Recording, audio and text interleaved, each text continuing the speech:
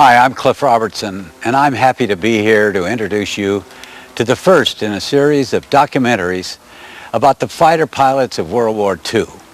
The men featured in this program all earned the title of ace during the war by shooting down 5 or more planes. Now that statistic by itself isn't terribly meaningful until you hear these men describe what it was like to engage in a dogfight. And to say that the odds were against them would be a gross understatement. The average life of a pilot at the front was a mere 48 hours. And for every flyer who earned the title of ace, thousands died.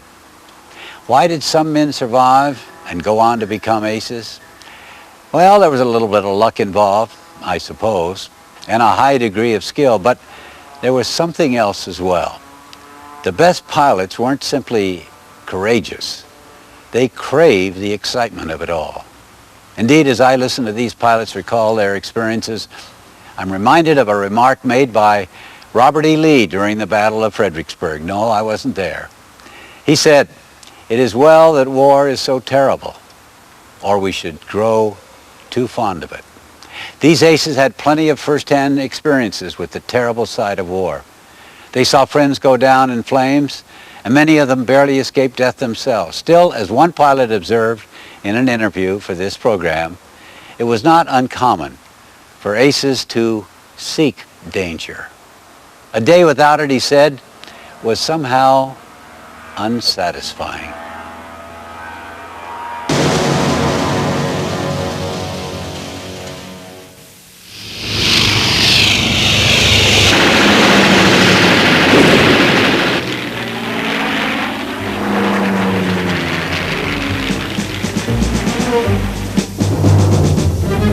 An ace, the highest card in the deck. Of tens of thousands of fighter pilots who fought in World War II, only a select few shot down 5 or more planes to earn the title of ace.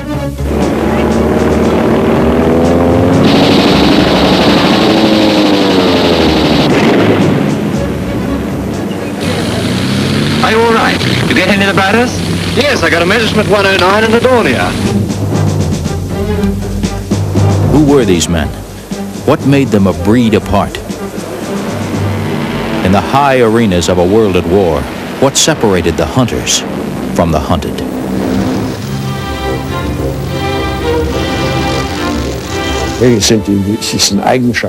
A fighter pilot fights by himself. He's a lone fighter. He has to have a will to attack. He must really hunger after wanting to down planes.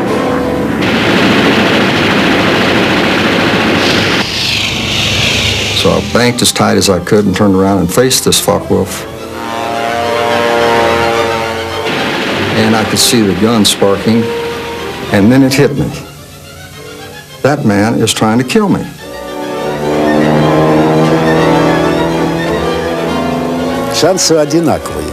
It's like a duel. Well, a duel which ends like any duel, with death for some and victories for others.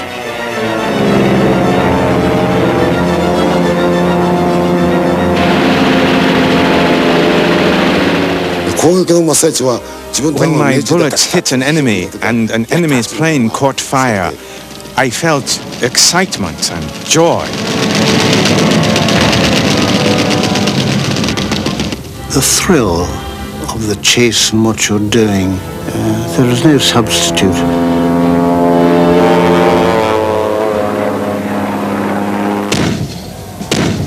World War II.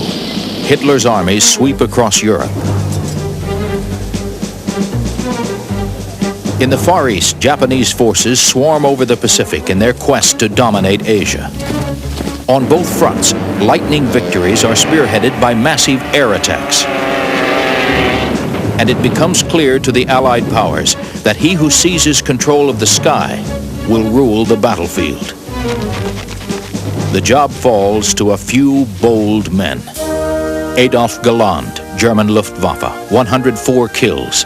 Grounded by an eye injury during basic training, Galland memorizes the eye chart to qualify for the newly formed Luftwaffe.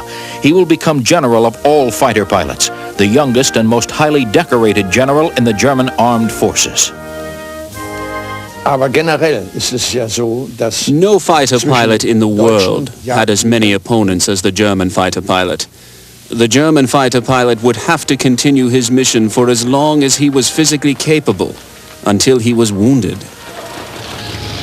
1,000 sorties was not uncommon for the German fighter pilot lucky enough to survive them.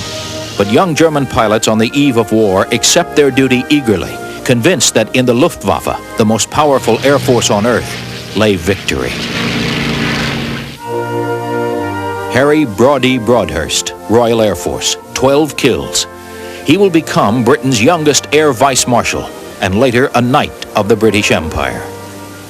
Risking their necks was part of the game, I suppose. I mean, I had fast motor cars and fast motorbikes. When I wasn't crashing aeroplanes, I was crashing motorbikes. It was all part of the game. Young Englishmen eager for adventure volunteer in droves for the Royal Air Force. Their country will soon call upon them to provide the last line of defense in an all-out struggle for survival. Ivan Lakiev, Red Air Force, 12 kills. Told he is too short and awkward to qualify for flight school, 16-year-old Lakiev nearly abandons his dreams of becoming a fighter pilot. But by war's end, this flight school reject will become a leading fighter ace and a decorated hero of the Soviet Union. In our country, every Russian, every Soviet knows the slogan, "He who comes here with a sword will die by the sword." Where did we find the strength? In love for our motherland. For the pilots of the Red Air Force, World War II opens with terrifying suddenness. With a deep love of the motherland and a centuries-old hatred of their German neighbors, Russians will stop at nothing to destroy the invaders. Saburo Sakai, Imperial Japanese Naval Air Force, 64 kills. Sakai nearly dies of severe head wounds early in the war when American bullets rip into his cockpit. But he recovers to become one of Japan's top fighter aces. No matter how many of the enemy's planes I shot down, my personal power was very limited. To my unit men, my colleagues, teaching how to shoot down a plane, how many aces I could create, was the thing I devoted my time to more than how many planes I personally shot down.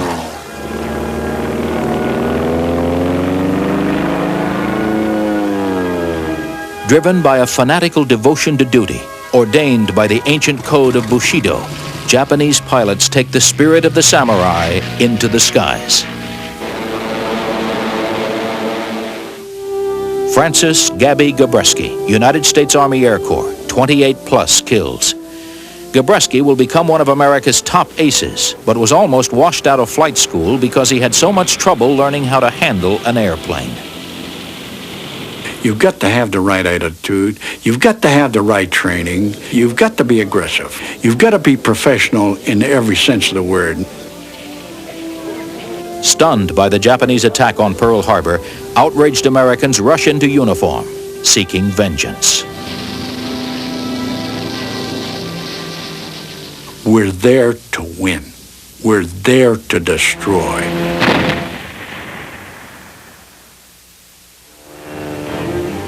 Survival was an art. Making kills was a craft.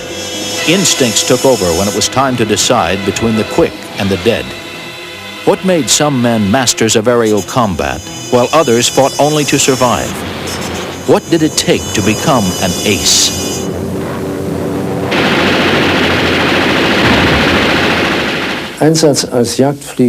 To complete your mission as a fighter pilot, you have to disregard your own safety. It is amazing, but one can grow used to accepting that risk. I've noticed myself a phenomenon. That danger acts like a drug. You need it, you actually seek it out. And a day without danger seemed unsatisfying.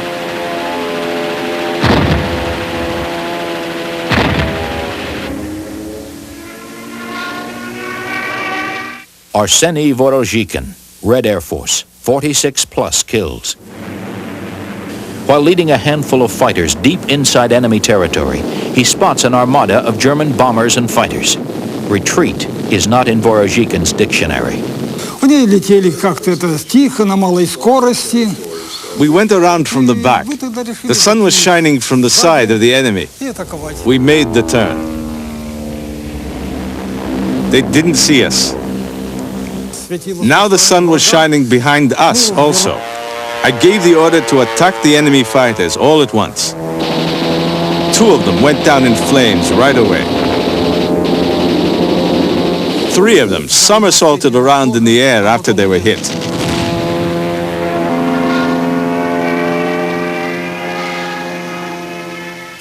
The other fighters who didn't expect this, all of them dove down, and they left the bombers without protection, without cover.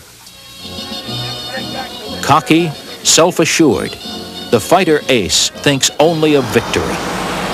Defeat is for the enemy.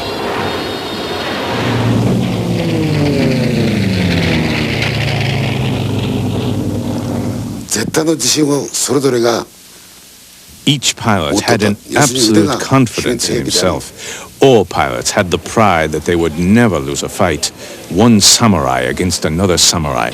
This kind of spirit was found in all of the pilots. Most of the young people like myself had utter confidence. I never, ever dreamed that I would get a hole in my airplane because I was so good at what I did.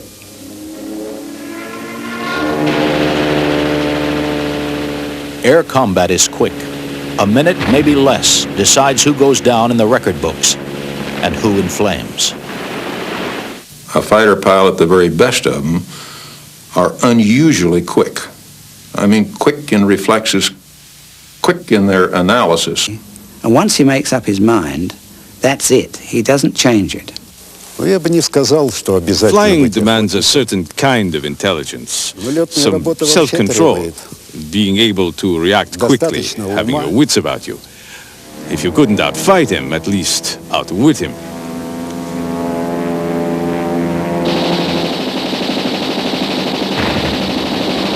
Exploiting the enemy's weakness, taking advantage of altitude, the sun, and the clouds to achieve surprise are indispensable tactics of the fighter ace. Should I come out of the sun? Should I dive? Attack from below? I have to make all these considerations before I attack, instead of simply jumping on him in the hopes of somehow bringing him down.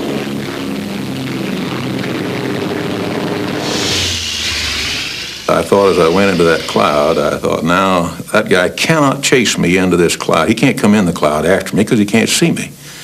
So he's got to turn around. And I'll turn around and get a quick one at him as he goes away.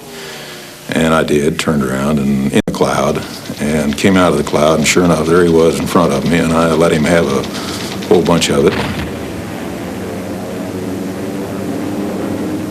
Clouds are... They can be beneficial to you, but they are also dangerous. I would attack only if I had 2,000 meters of clearance above them. Then I would come down with great speed and shoot them down. I would always tell my colleagues that when your windshield was filled with the enemy aircraft, that was the time to pull the trigger and to shoot.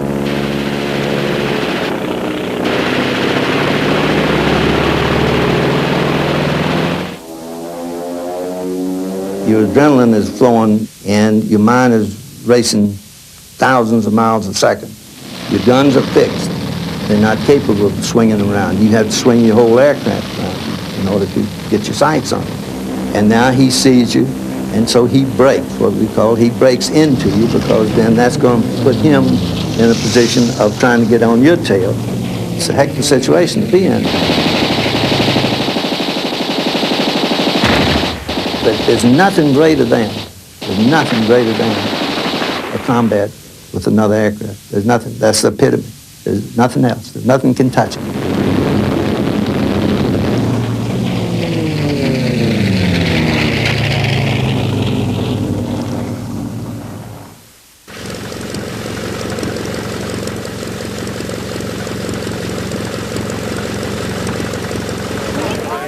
Fame and adulation grow with each mounting score. Aces become household names, men to admire, to cheer, to emulate. Don, I want to interview you on behalf of all the girls in America. Are you married? No, I'm not. Still single. Good. Fighter pilots often lived little better than the foot-slogging infantry. They lived in seas of mud. They baked under the heat of African skies and courted frostbite in the most bitter of winter conditions. While flying over limitless stretches of empty ocean, a faulty compass or engine could mean an unmarked grave 1,000 feet underwater. Kennt der Jagdflieger keine Angst? Does the fighter pilot know no fear? I would say yes, that he does know fear. It's a tremendous fear, and every attack on a four-engine group requires an overcoming of fear. Because without knowing fear, I cannot be brave. Я начинал войну на Халкиндоле, имея... I started the war without fear. I was like a child who doesn't know what fear is and rushes into battle. Returning from one outing, I landed and saw that the plane was all shot up. And I thought, well, it's dangerous to be so fearless. You hear guys say, oh, God, I was scared, and I froze or something like that. That didn't happen to me. I just said, no way that this mother's going to shoot me down. Despite their unshakable confidence and bravado, death was a companion that flew every mission. Pilots died inside cramped cockpits that reeked of fuel and cordite from the guns. They died in action, and they died in accidents. And they died alone. To lose a good friend killed flying with you is always a shock. But the human mind has this wonderful capacity for blanking out the things that it doesn't want to remember. Все это обошлось большими потерями. You can't measure in terms of money the value of human lives. That's impossible. And there were enormous losses, both in people and in resources. I can tell you that when we fought, we didn't think about the fact that in an hour or in a few minutes we might be killed. We just fought. Chaps who were killed, you couldn't brood on it, that of course you all carried on. Otherwise it would have, the whole thing would have collapsed. Morale would have gone to the dogs. Auf die Heimatstadt meiner Frau in Magdeburg. The worst experience I had was when my friend Lent, a well-known night fighter pilot, out of foolishness crashed while landing, and he and the rest of the crew, who had been critically injured, died on the operating table. That was very hard for me, that my best friend died due to a rather trivial mistake, basically. You know, friendships forged in combat are never forgotten. I'll tell you that. Better than brotherly love. And so now George Chandler learns a bitter lesson at the hands of an aggressive Japanese pilot. Someplace, and I unbutton my oxygen mask and light up that first cigarette, and I've been all those hours without it. And I'm feeling pretty pleased, and by now we're within the radar control, the fighter control of our base, and the mission is over for the day. And we're relaxing. And old George let himself relax. And a flight leader, squadron leader should never do that. And smart aleck like, I took the oxygen mask and pulled it back up over my face, and the microphone, the nose mic is in there, and I said, now where's that goddamned all silver zero? Run him down here and I'll show him how the world's truly made, or some smart aleck remark like that. And now we're out of the gun sights, the gun switches are off. Way back there we've dropped tanks, and we got enough fuel to get home. And everything is going just right, but everything's shut down. And one of my guys says, there's a bogey at 12 o'clock high, and here he comes. Jesus, I'm trying to get this thing out of automatic lean mixture and get the props back up, get the throttles back up, get the gun switches on, get the gun sight on, get this big machine that is just a cruising airplane to being a fighting airplane all over again. And I'm too slow. And I didn't get to that zero in time. And And he went right through that bomber formation, and the lead bomber was lost, and the whole crew was lost. And I'm the guy, and it's still lost. If I had stayed right up on the combat edge, clear up to the landing pattern, or when we let go of those bombers, and hell, we weren't 25 miles from letting go of them for the day. And I didn't do it. We lost a bomber.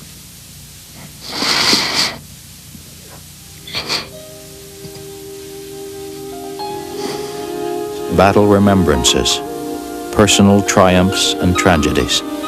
For George Chandler and others, thoughts that will haunt them forever.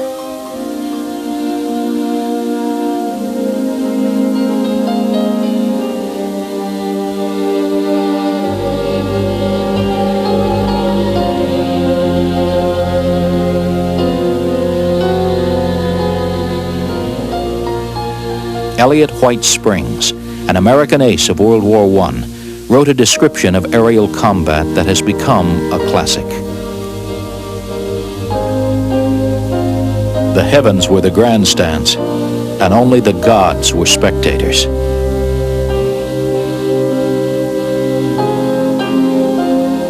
The stake was the world. The forfeit was the player's place at the table, and the game had no recess.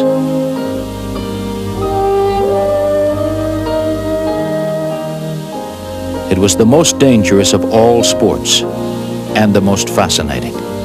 It got in the blood like wine. It aged men 40 years in 40 days. It ruined nervous systems in an hour. It was a fast game. The average life of a pilot at the front was 48 hours, and to many, it seemed an age.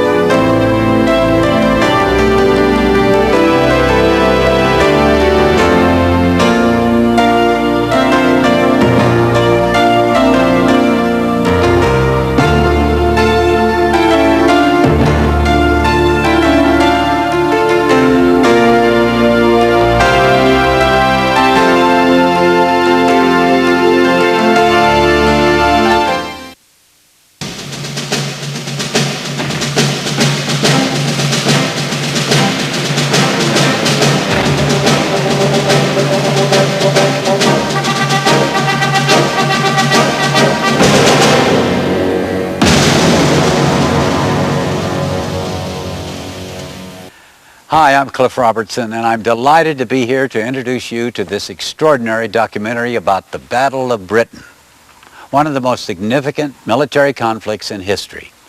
The story begins in June of 1940.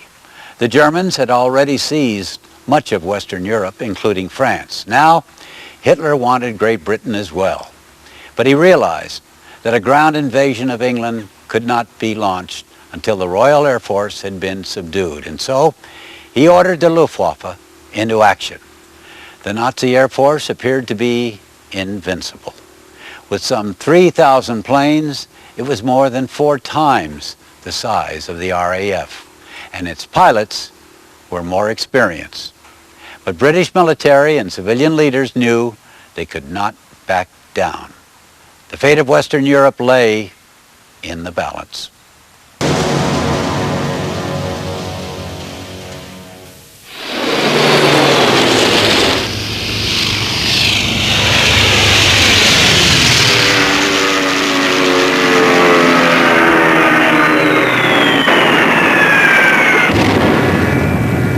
April 1940.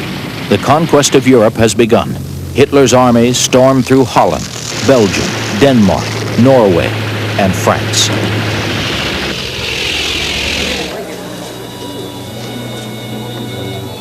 Remnants of British and French battalions trapped on the beach at Dunkirk are pounded by the Luftwaffe and blasted by German artillery. France surrenders. Hitler dances a victory jig. Only one obstacle stands in the way of his conquest of England. The Battle of Britain is about to begin. Let us therefore brace ourselves to our duty. And so bear ourselves that if the British Empire and its Commonwealth last for 1,000 years, men will still say, this was their finest hour. General Adolf Galland, Luftwaffe, veteran of combat in Spain and over Europe, advisor to and sometimes nemesis of Luftwaffe Chief Hermann Göring. He will eventually tally 104 kills. Hitler himself didn't want the conflict with Britain. Quite definitely not. I heard him say so personally. He said that, I hate to have to wage this war against England. The English people are so much like us. It's unfortunate that I'm forced to do this.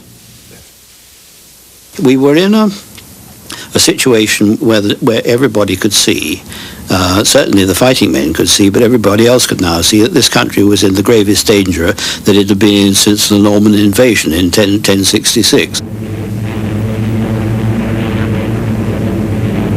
The Luftwaffe seems invincible.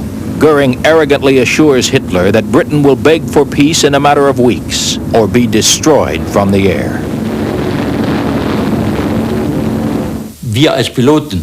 We as pilots were entirely convinced at the time that we could defeat the Royal Air Force. Hitler plans Operation Sea Lion, the invasion of England. German troops and armor gather on the French coast, ready to cross the Channel once the Luftwaffe drives the outnumbered RAF from the sky.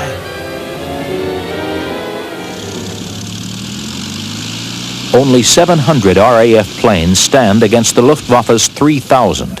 British pilots are largely untested, young men barely out of their teens. Johannes Mackie Steinhoff, Luftwaffe. A brilliant leader, he'll survive 5 crashes and nearly die in the flames of one of the first jet fighters. Steinhoff will score 176 kills. The Battle of Britain differed from other battles, from other campaigns of World War II, in that it was basically a struggle between 2 air forces. No ground troops were involved. The Navy was not involved. The German strategy: lure fighter command into combat and destroy it. British codebreakers have cracked the German secret code. The encoded messages, known as Ultra, warn Air Chief Marshal Hugh Dowding of the German strategy to deliver a death blow to the RAF. In response, he shrewdly commits his Spitfires and Hurricanes with care. We realized very quickly, due to the quick reactions of the Royal Air Force, that they knew when to engage and when to turn back. We always tried to lure them away from England, and they simply never came. Or when they did engage, then they showed that they were really exceptional pilots in those groups. Really very exceptional. Dowding stubbornly fights the politicians to build a modern fighter force. Among his demands are concrete runways and bulletproof windscreens for his pilots. He calls his pilots "my chicks," and his chicks are ready to die for him. He never swerved from his determination to do it. He wouldn't be put off. He wouldn't be distracted. He was a very stubborn old boy. Not for nothing was he called Stuffy. But he conceived it, he had a system, and he didn't deviate from it for a moment, and it worked. Oh, the spirit in the fighter squadron of those days was remarkably high. Of course, we were obviously the best squadron in the Royal Air Force, and the Royal Air Force itself was beyond peer, obviously. Wing Commander James E. Johnny Johnson, Royal Air Force. He will become the leading British ace with 38 kills. Any claims, Johnny? 109 destroyed, Freddie, yes. Oh, good show. Men gave a little more than they normally did because of this factor of high morale and the leadership, and I think that it was one of the greatest and most significant factor in the Battle of Britain. We've been holding the front here, out of the front carriage, so there's nothing to worry about. Okay. Okay, boy. So we had no worries, and not overconfident, but supremely confident, I think, in our abilities. Slightly startled by the numbers when they appeared. On the other hand, one could then say, well, we outnumbered them 1 to 15 or something, and, which produced a laugh now and again.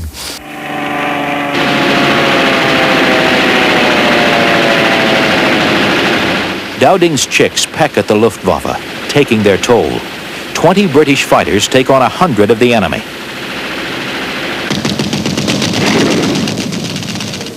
Goering is frustrated, furious. He orders increased attacks on fighter command bases and radar stations.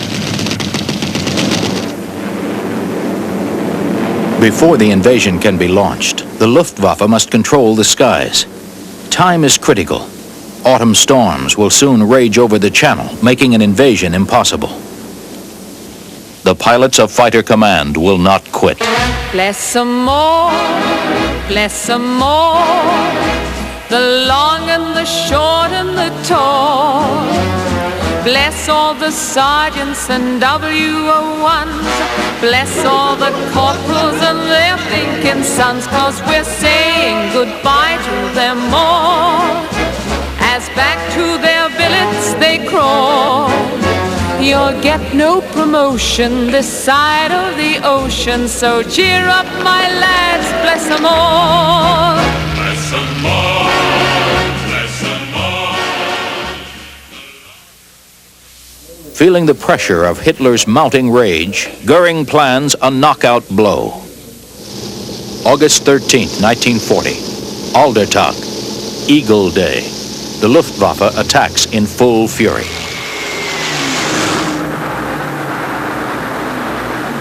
British radar pinpoints the assault, and the Royal Observer Corps alerts Fighter Command. Dowding's early warning system works. Spitfires and Hurricane fighters are dispatched with speed and accuracy. Wing Commander Desmond Sheen. He will tally 7+ kills.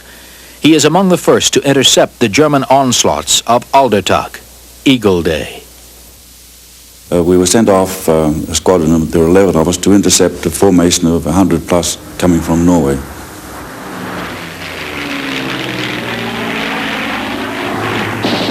I attacked one which blew up, and I thought it was a bomb underneath, but in fact it was a fuel tank, and it just disintegrated. I attacked another one which I think went down in flames. That was one of the worst defeats. Suddenly we saw them, this mass of ants with wings coming towards us. Our leader took us just above the Messerschmitt 110, who, strangely enough, formed themselves into a defensive ring. I dived into it, and I remember distinctly closing my eyes, firing my guns and diving through the middle of it and coming out the other side. And it was all just a mess of German iron crosses and not knowing what you were doing. But that was my first combat. I remember it well. Goering orders his fighter pilots to stay glued to the Luftwaffe bombers. It is a critical tactical error. These escort missions were very unpopular because we had to fly at the same altitude and speed as the bomber formations, which meant that we could not utilize the tactical superiority of our fighter aircraft. The speed, the climbing capability, and the maneuverability And as a result, we suffered great losses at the hands of the English. Yeah, we took a lot of advantage of the way the German escorts were tied to the bomber formation, which did pin them down quite a bit.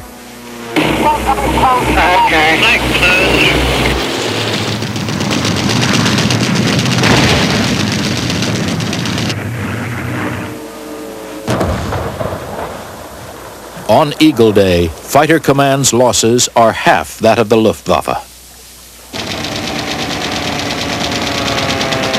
But damage to airdromes and radar stations leave England on the edge of defeat. A miracle is needed. It arrives in the form of a mixed blessing. On the night of August 24th, a German navigator miscalculates and bombs rain down on a residential section of London.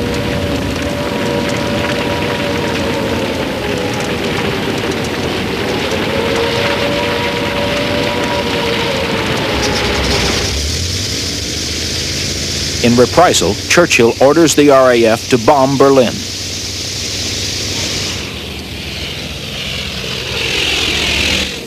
Humiliated, Hitler orders a shift in strategy. The Luftwaffe will concentrate its attacks on London. It is a fateful decision. London is devastated, and thousands of civilians die.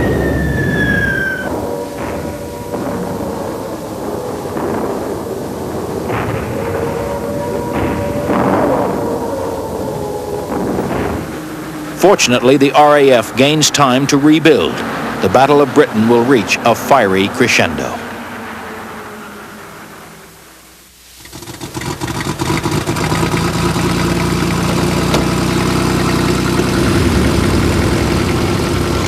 Ultra codebreakers reveal to Fighter Command that the Luftwaffe plans another decisive battle on September 15, 1940.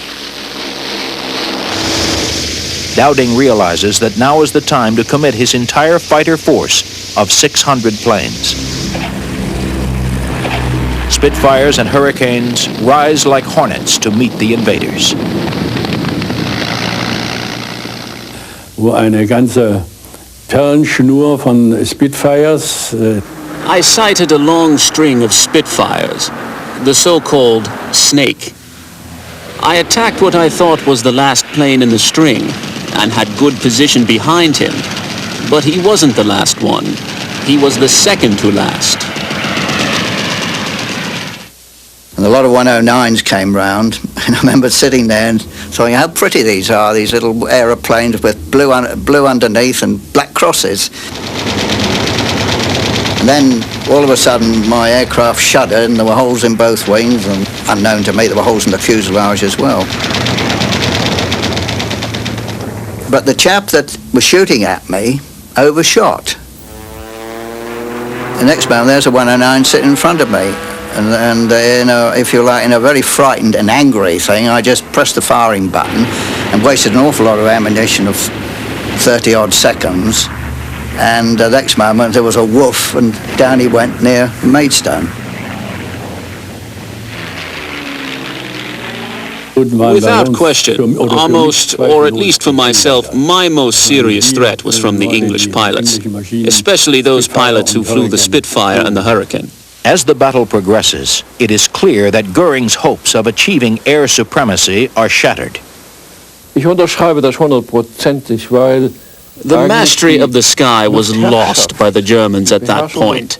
There was no strategic concept. There was only a tactical concept. There were no fighters with a great range. They were planned to defend the Reich, to defend the cities. There were no refueling tanks. And in addition to that, we had this amateurish leadership. Well, they should have known from the very beginning that this was something that they could not win.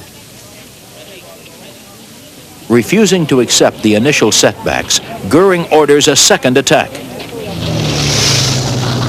Dowding's miserly policy of conserving planes and pilots, coupled with the tactical advantages of fighting over their own territory, give his young chicks the decisive edge.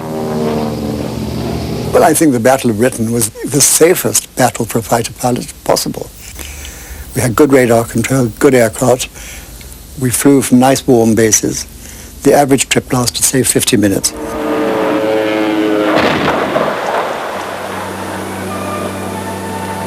A sergeant pilot being picked up out of the drink in the nick of time. It happens every week. Shot down, nearly drowned. But if you think he's finished, you're as crazy as Hitler. In the Battle of Britain, of course, we were fighting over our own territory. We were flying sometimes 4 or 5 sorties a day. And, we were pretty tired. Dass unsere Jagdflieger 1000 Einsätze und mehr geflogen. Our fighter pilots flew 1,000 sorties each. When you look at the English, they flew 80 or 100 sorties, and then they were pulled out and used in their home base. We could not afford to do this. The German fighter pilot would have to continue his mission for as long as he was physically capable, until he was wounded. After the battle, Goering rails at his combat-weary fighter pilots, accusing them of cowardice. The German fighter pilots came to the Channel coast triumphant, victorious, after their rapid successes in Europe. And by Goering's orders and Counter's orders, and coming down to the Channel coast and threatening them to have them shot and so on, and telling them to do this, he destroyed their morale. On the next day, the second Luftwaffe assault is beaten back.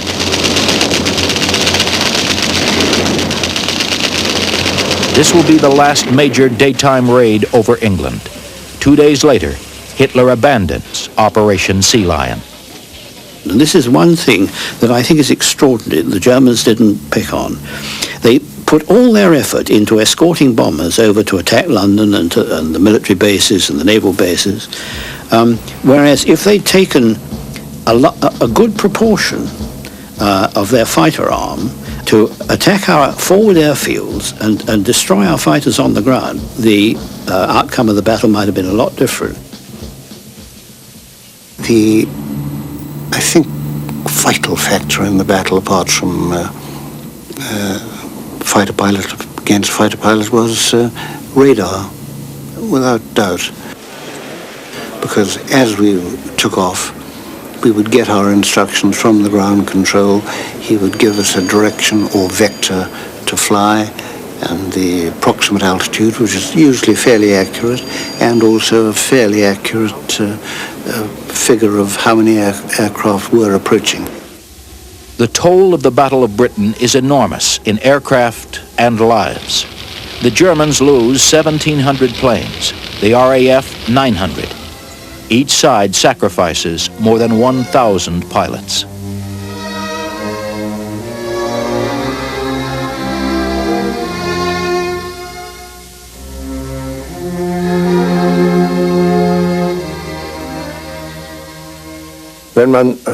If you ask, what were the mistakes that caused the loss of the Battle of Britain, you have to cast a wider net and ask yourself, was the Luftwaffe suited or built for and armed for such a purpose? Were the airplanes suited? Were the tactics suited? And then you come up against all sorts of hurdles, and you realize that the Luftwaffe was never meant to fight Britain. The Battle of Britain is fought against seemingly insurmountable odds. Many factors, tactical and technical, shape the outcome. But in the final analysis, the victory belongs to the brave young pilots of the Royal Air Force. Wounded, bleeding, but still proud, Britain celebrates her survival. The sun has not yet set on the British Empire. There'll be bluebirds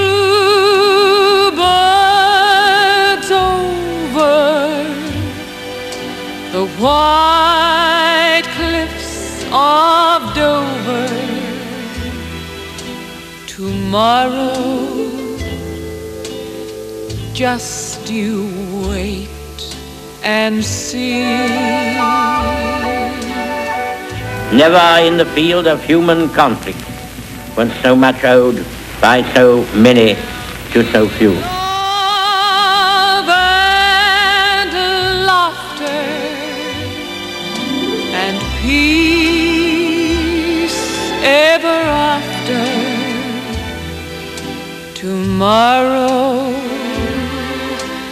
when the world is free.